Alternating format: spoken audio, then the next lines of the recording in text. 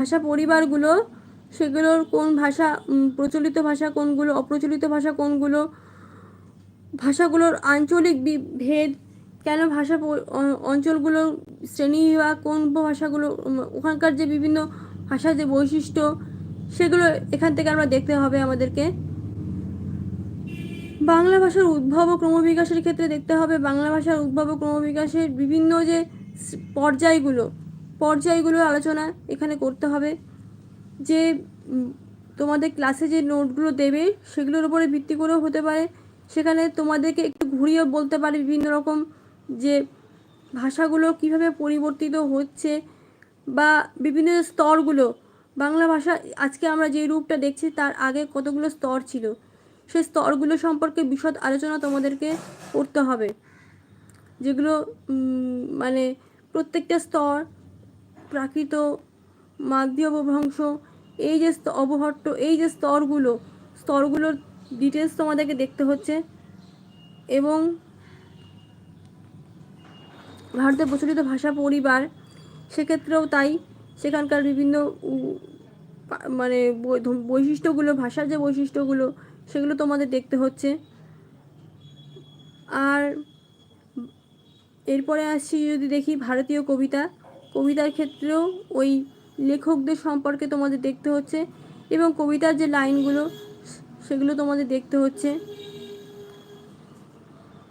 Michael Madhusudan দত্তের ঈশ্বরচন্দ্র বিদ্যাসাগর এই কবিতাটা যদি কথা বলি, তাহলে এখানে বিভিন্ন রকম তুলনা করছেন মধুসূদন দত্ত ঈশ্বরচন্দ্র বিদ্যাসাগরকে বিভিন্ন জিনিসের সঙ্গে। কোন জিনিসের সাথে তুলনা করছেন আর কিভাবে তুলনা করছেন, সেই যে উপমা, তুলনা, এগুলো তোমাদের দেখতে হচ্ছে। এর সাথে সাথে লাইন তো দেখতে হচ্ছেই, কারণ লাইন এলোমেলো করে দিলে সেই লাইন সাজাতে হতে পারে সিরিয়ালি, সেটা তোমাদের দেখতে হচ্ছে।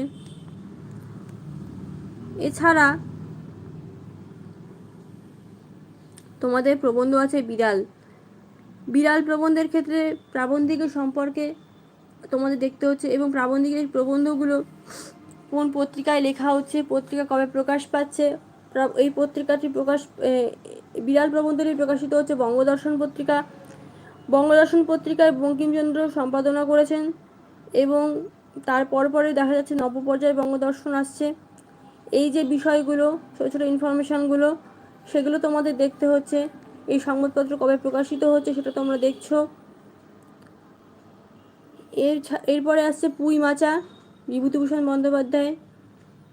পুঁই মাচা গল্পটি আমরা যদি দেখি তাহলে দেখব বিভূতিভূষণের পুঁই মাচা গল্পে আমরা মূলত বিভিন্ন ইনফরমেশান, ওটা লোকাঙ্গিকের গল্প, তো সেক্ষেত্রে বিভিন্ন লোক সংস্কৃতির যে বিভিন্ন পর্যায়, সেই বিভিন্ন মানে অনুষ্ঠানগুলো এবং কী কী মানে দেখাচ্ছে, এবং সেই যে ঋতুর কথা, সেই শীত ঋতুর যে বর্ণনারা প্রথমে যে আছে, শীত ঋতুতে একটা দরিদ্র পরিবারের যে অবস্থা, সেইটা আমরা এক ঝলকে দেখতে পাচ্ছি, সেটা খুব ভালোভাবে তোমাদের দেখতে হবে।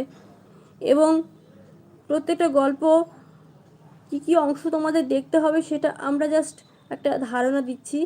এরপরে তোমাদেরকে নিরন্তর করতে হবে প্র্যাকটিস। তোমরা যত বেশি প্র্যাকটিস করতে পারবে প্রশ্ন উত্তর, তত বেশি তোমরা পরীক্ষার জন্য প্রিপেয়ার ভালোভাবে হতে পারবে।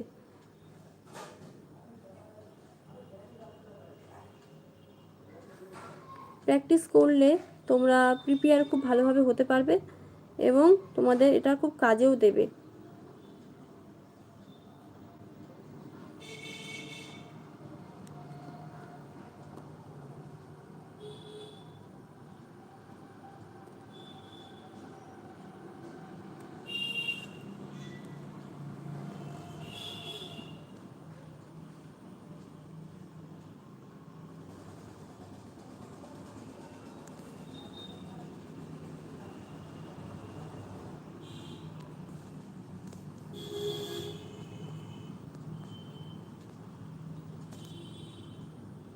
তো আজকের লাইভটা এখানে শেষ করছি।